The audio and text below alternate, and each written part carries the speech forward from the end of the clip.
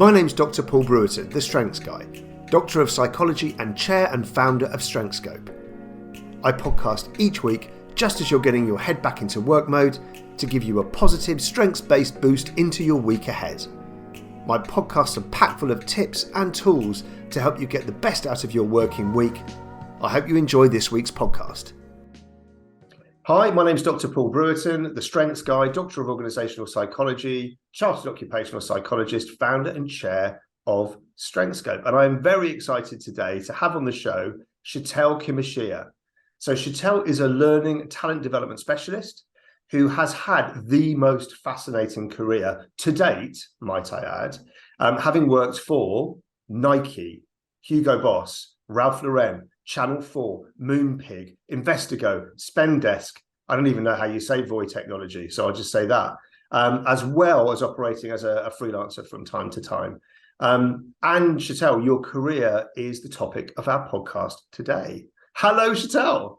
Hi, and thank you for having me again. No problem. And yeah, thanks for saying that, because you did come on the show quite a while back and you talked extensively about your 6 years at Channel 4. How you introduced strengths and development, the development programs that you introduced into the business. So we talked about strengths. There was a women in leadership program as well.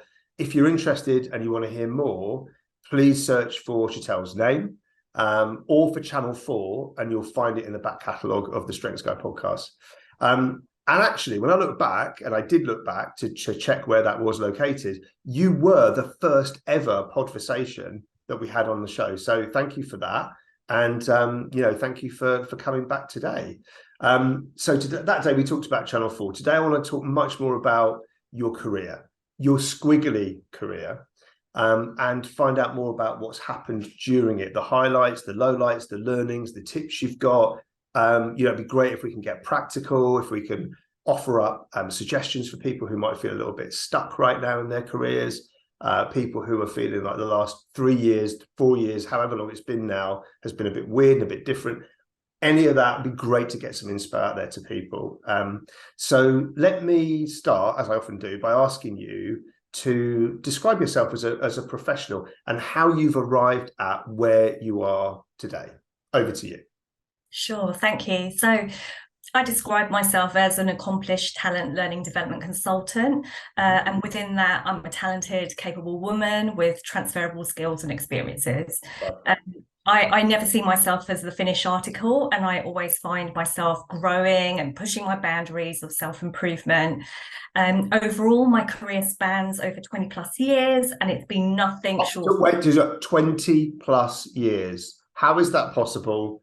How, please? Like how? But anyway, yes. Sorry, go on. Yeah, so as I said, it's been nothing short of an adventure. If I backtrack, my degree has nothing to do with my profession either. So I have a degree in engineering product design, and as I reflect back over the 25 years, it's most definitely given me some deep teachings and key principles that show up for me in how I approach my work now. And this is where I get my design, systems thinking and creativity from. I spent nearly a decade at Nike, and that was my pivotal moment for me in my career. I was working for the world's #1 brand, where I was exposed and experienced so much in my early career, which I'm forever grateful for. And to this day, Nike lives in my DNA. Beautiful. Yeah, I love that. But this is where my true passion for training and development was born. I used to train employees about the products, so real product training on Air Max trainers and what went into the technology. And then I slowly started to move into people development. And it was at Nike where my passion and curiosity for coaching and leadership came from. So as we all know, coaching comes from track and field and the sporting arena. So I was really in the best environment to learn all of that. And without me knowing at the time, it was my pathway to where I am now. And my time there taught me what I want to do. And I know that the way I do that is to build deep and lasting relationships and be that in-house consultant. So from Nike to now, I've made many shifts from role to role, and each one took my career in a slightly different direction, but brought adventure and greatness to me throughout. Some of these moves were driven by my own desires of growth in bigger global or even European roles, and there was the clear upward ladder for me. And then other times it was lateral moves to change companies, to have newness and breadth, and then move back again. So more experiences and refinement is gained along the way. And then of recent, it's been a shift of sectors and industries for me to have exposure, experiment, adapt, and relearn in many ways, yet still growing my career with purpose. So I've been fortunate to work for the world's most recognized brands across the retail arena. Then I stepped into media and then into tech organizations. Fast forward to now, and throughout this whirlwind, and since 2020, I've had 4 jobs, moving on to my 5th. And to me, that is the epitome of a squiggly career. Yeah, totally. And amazing, right? I mean, like 4 moving on to 5 jobs since 2020, like that. So that's been your experience. I'd love to hear more about that time, because I think, I guess what we're talking about there is, so that was literally COVID time, right? So it's just during that whole period, I think it's been different for different people. Some people have had that kind of very sort of eclectic experience. Other people have been maybe quite stuck, or they've chosen to stay safe in that time. But it's been a period of learning for everybody, I think, in various different ways. So tell us about that, that period for you. How's it been?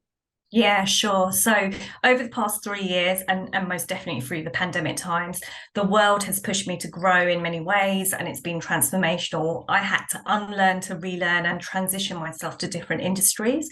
I left Channel 4 at the end of March 2020, right in the thick of the pandemic, and I left virtually. So I didn't even have a chance to say bye to those that I had built such strong relationships and friendships with in person. So that was hard in itself. And then I woke up on April the 1st, for April Fool's Day, with no job and a pandemic. And seriously, my only mechanism at that time was to laugh it all off. And inside my head, I was asking myself, how on earth am I going to navigate this? Companies didn't know what they were doing. Will I now get a job? How long will this last for? So there was so much ambiguity and anxiety along the way. But one thing I was clear about was my talents and experiences and the type of role I wanted. So I kept looking and applying, which also meant being open to step out of the media world and into different sectors and industries. Then a month later, my dad passed away unexpectedly. Thank you. So I needed to get through this, and that was an intense time for me, with lots of mixed emotions on top of everything else. I was still interviewing and keeping myself busy with my learning by attending webinars.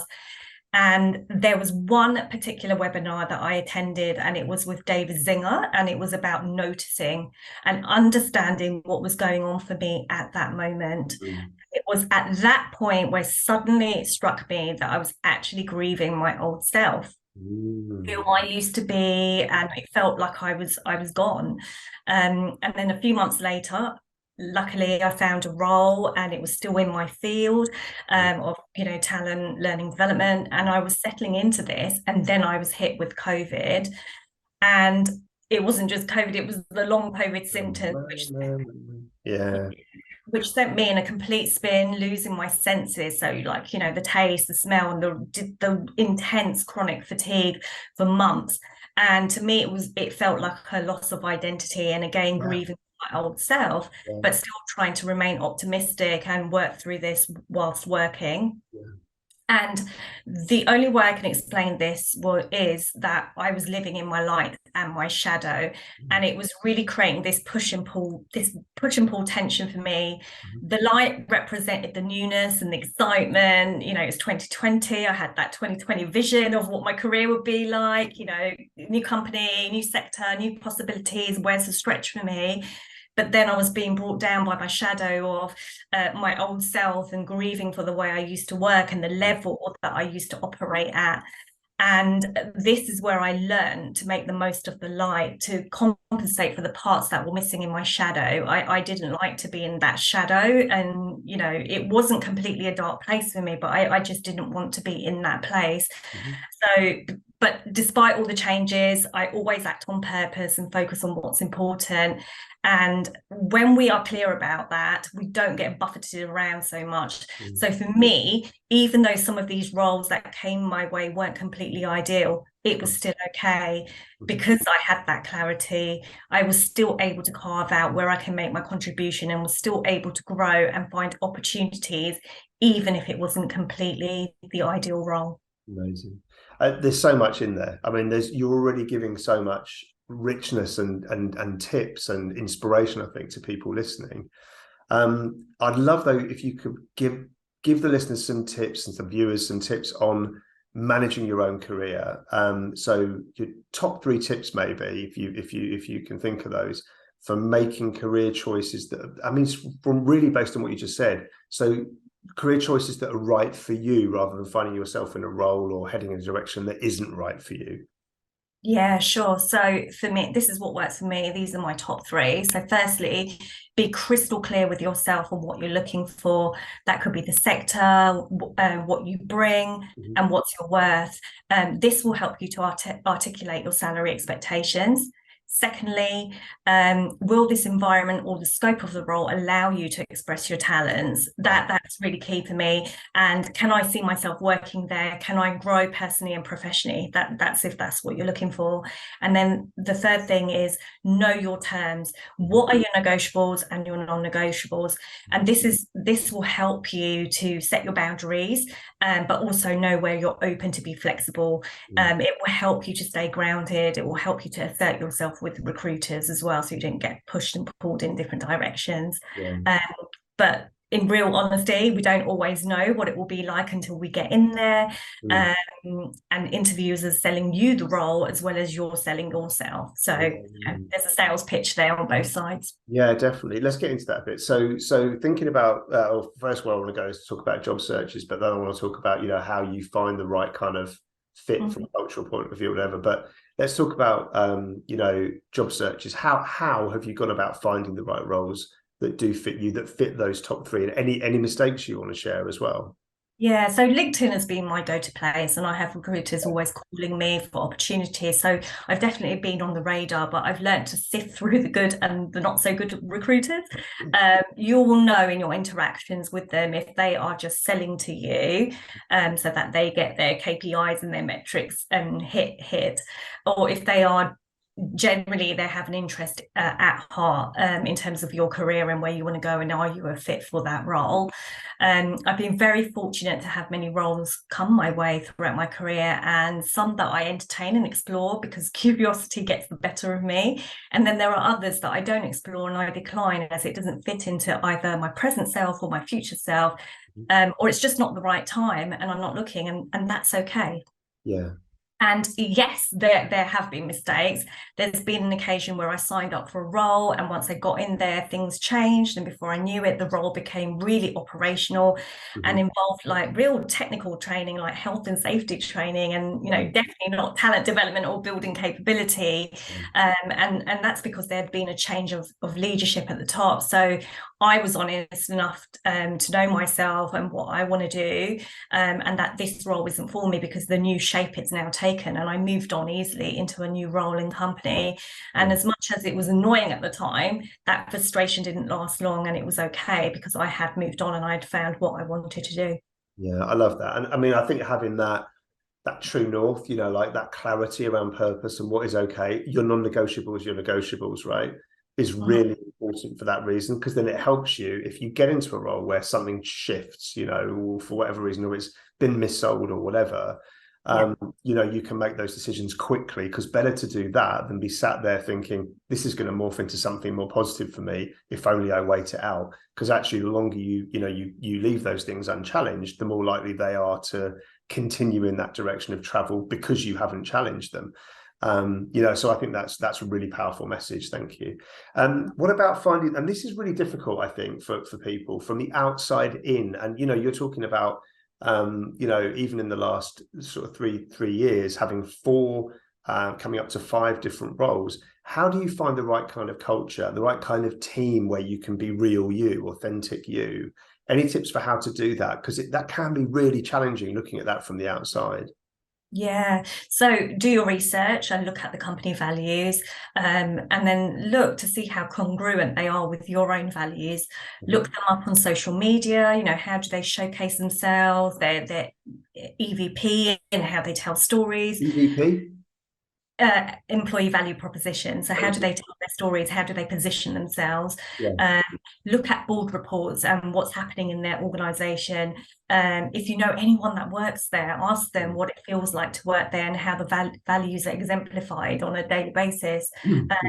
And then in particular, during the interview, you will get a sense of their tone and style of interaction. So do they embody their values? Do the values show up in their interactions and the way they communicate?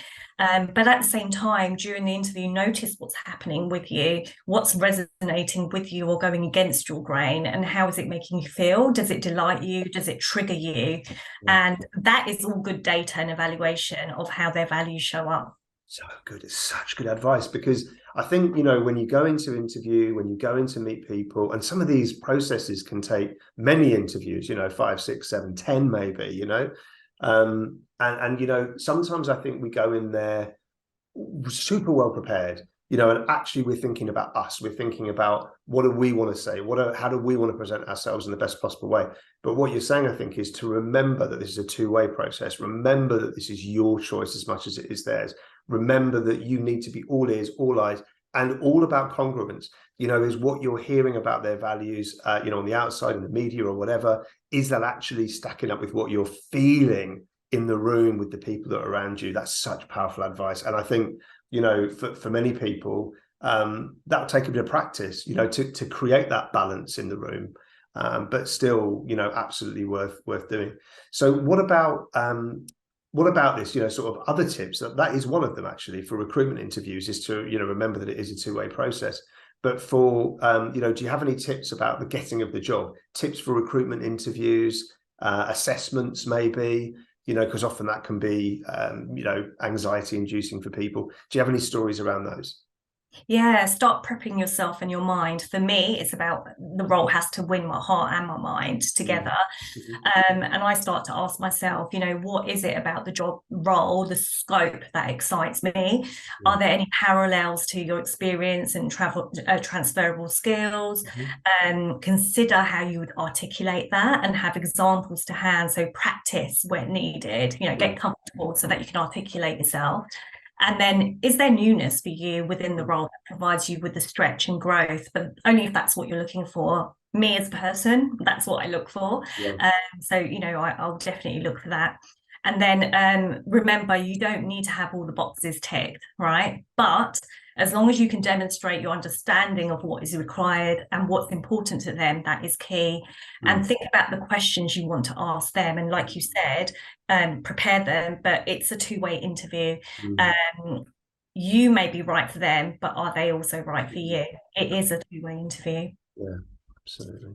And then research the company from all angles. What do they do, what they're known for, their product, their consumer base.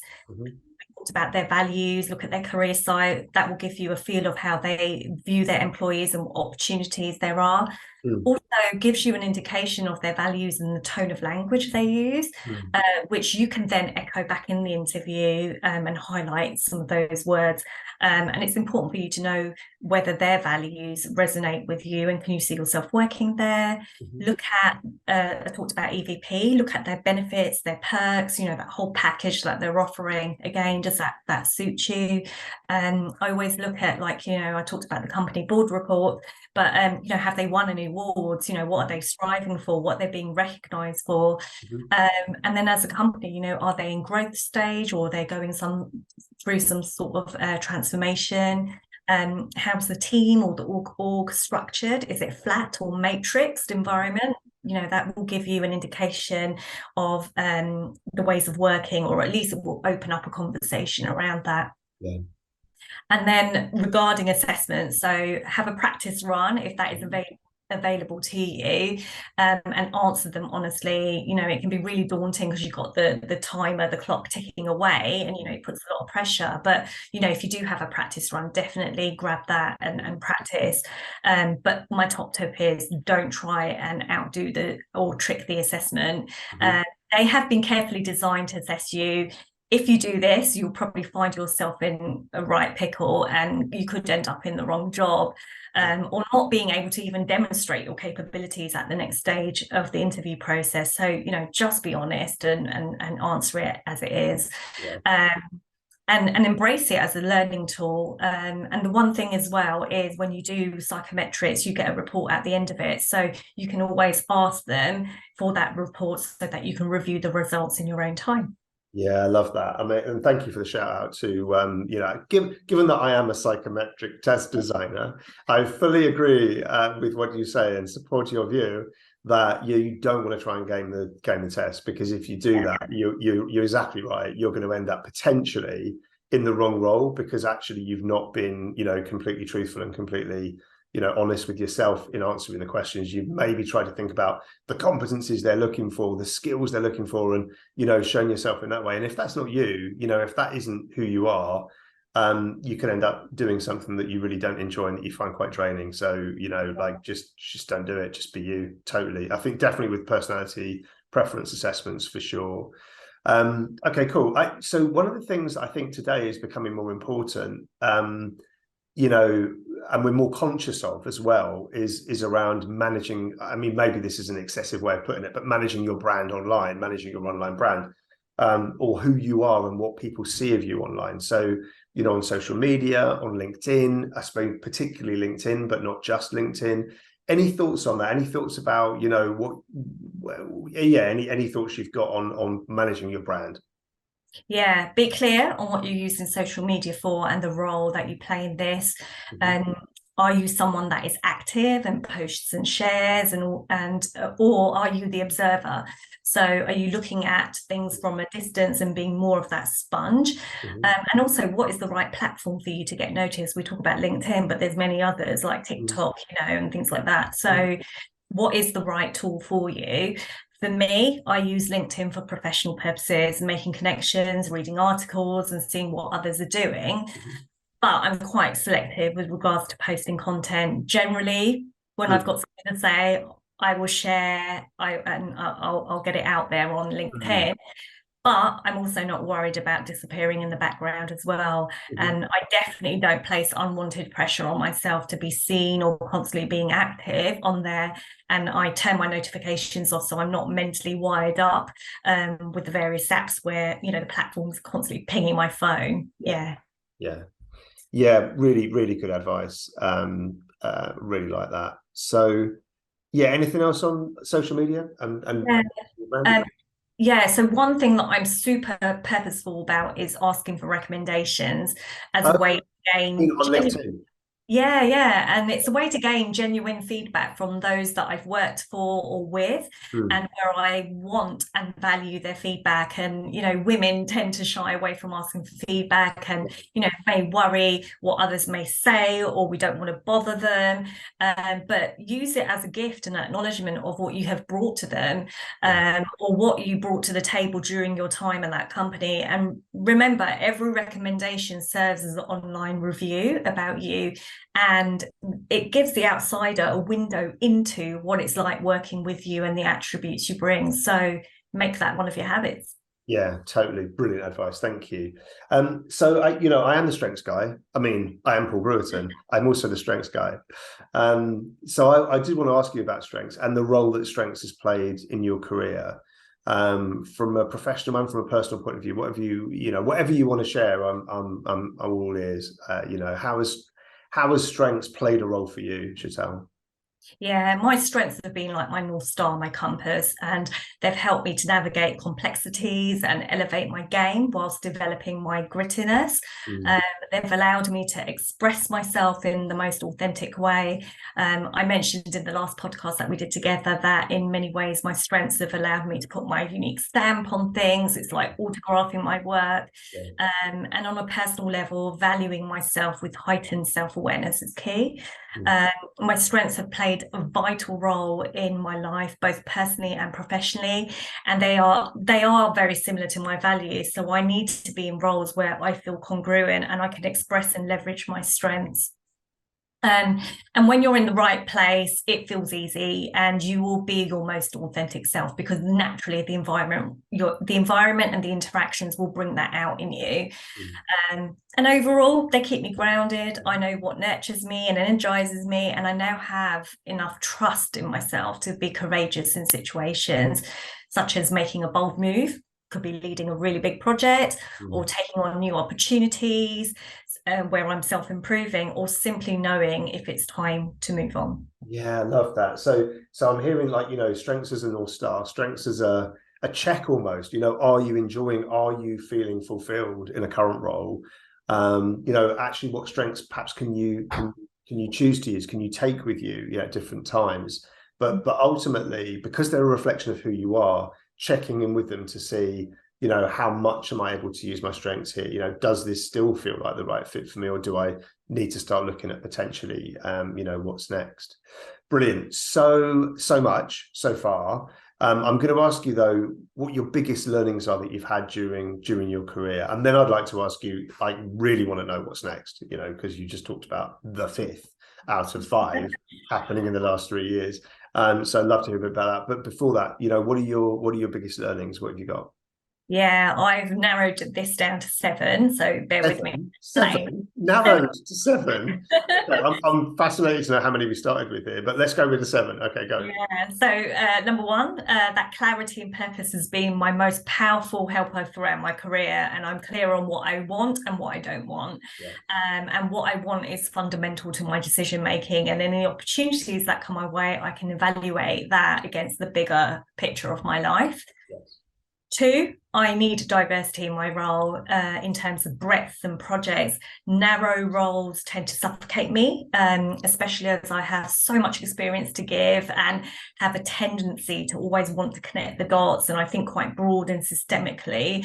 And having had broader roles in the past has allowed me to carve out opportunities many times. And I've also learned the importance of demonstrating leadership in non-leadership roles by providing lateral leadership. So that could be across the organization. So it could be things like becoming a mentor, a coach, and even found problems that I've turned into some sort of solutions and opportunities to lead and shape and own projects. But ultimately that has built my portfolio.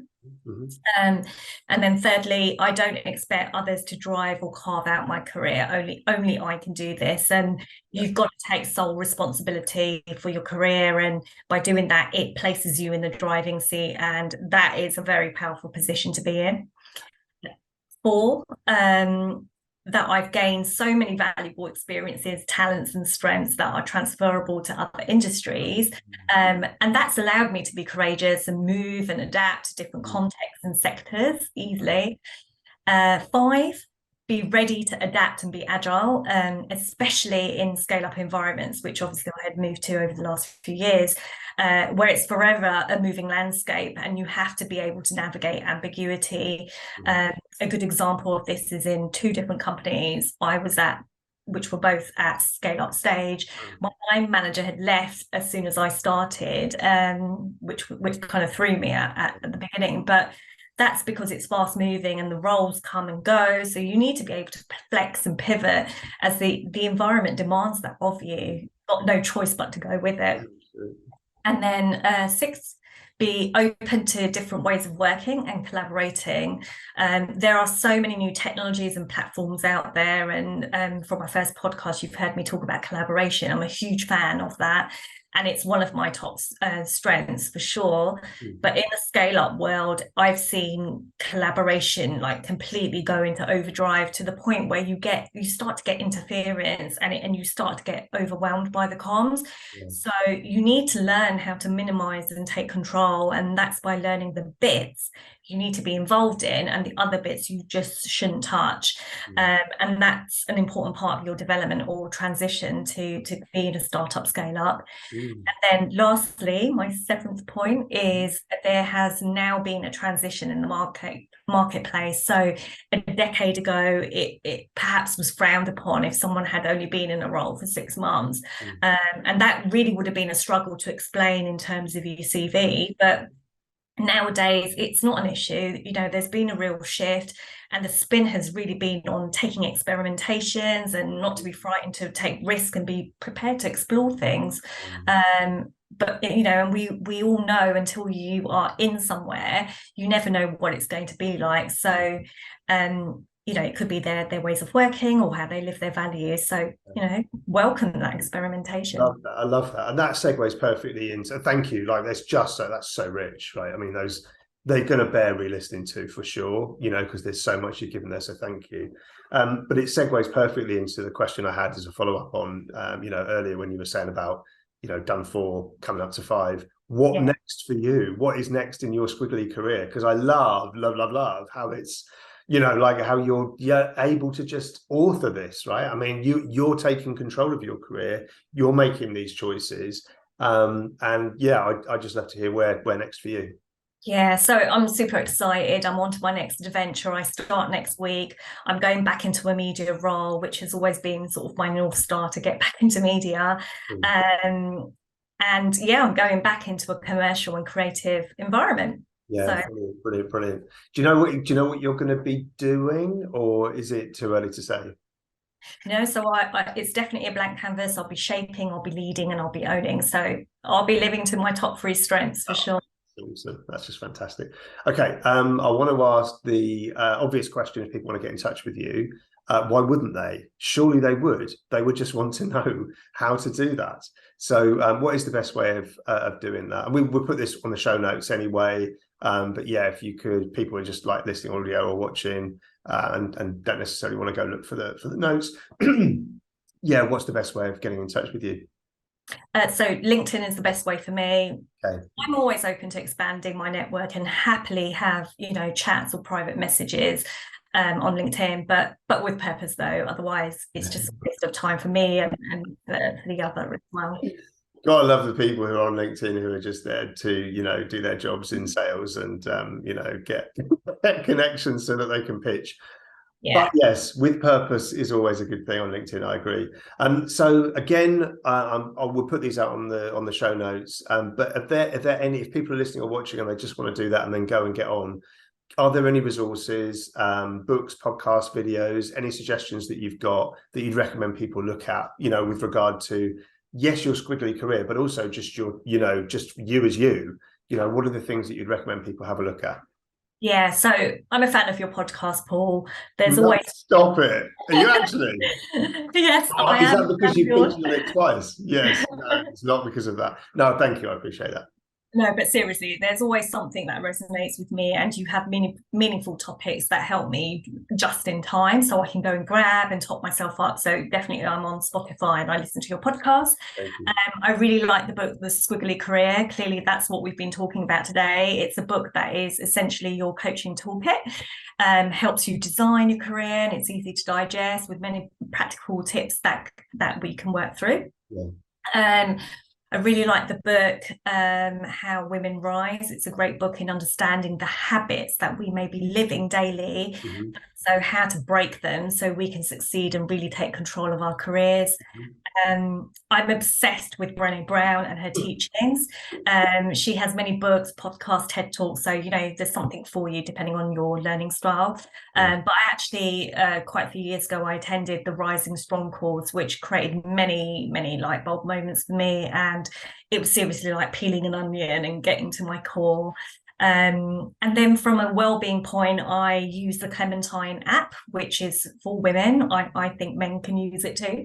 It's focused on hypnotherapy for sleep, confidence, and anxiety. I find it very calming, and it's, you've got the experts speaking to you, so it's a real trusted voice that speaks to you. But it works for me because they use hypnotherapy and lots of NLP techniques, which is very descriptive, lots of analogies, and it allows me to visualize, which supports my learning style. I learn visually as well. So that's amazing. There's so much there. I mean, like there's years of experiences that you've just shared, not just just in the last bit about resources, to be quite honest.